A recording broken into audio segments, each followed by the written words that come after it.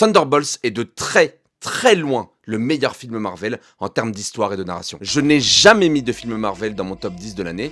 Il est très possible que cette année ça change. Thunderbolts va très possiblement rentrer dans mon top 3 des films du MCU sans être troisième. Allez, je vous explique sans spoil. Déjà, c'est le seul film Marvel à proposer un sujet de fond psychologique et j'en ai littéralement eu les larmes aux yeux. Juste la première scène, je me suis dit, ok, donc là on est sur du vrai cinéma. Alors oui, on a aimé Infinity War, on a aimé Endgame pour leur côté épique. On a aimé Thor Ragnarok, on a aimé Doctor Strange 2. On n'a pas tous aimé The Eternal, mais dans tous les cas, ces trois films ont une patte singulière. J'ai adoré Thunderbolts car c'est un film avec une volonté très différente de ce qui s'est fait précédemment. Déjà, il propose le meilleur développement de personnages possible. Alors il y en a qui vont me dire, ouais, dans un monde où il y a Iron Man 10 films, il lui a fallu 10 films pour être excellent. Et attention, c'est pas une mauvaise chose. Mais ici, c'est Bob qui a un traitement de fou. Je l'ai trouvé tellement juste. Et d'ailleurs, vous me surveillez Lewis Pullman. Yelena a un arc entier qui lui est dédié. Pareil pour US Agent, pareil pour Red Guardian. Ils ont fait le choix de balancer un trailer avec un positionnement faisant l'éloge des films A24. Et bah c'était pas du marketing. Vous imaginez à quel point j'étais heureux. Il y a un passage tellement psychologique que j'ai prié pour que ça ne s'arrête pas. Parce que c'était d'une beauté propre à un genre de cinéma qui n'est pas le MCU.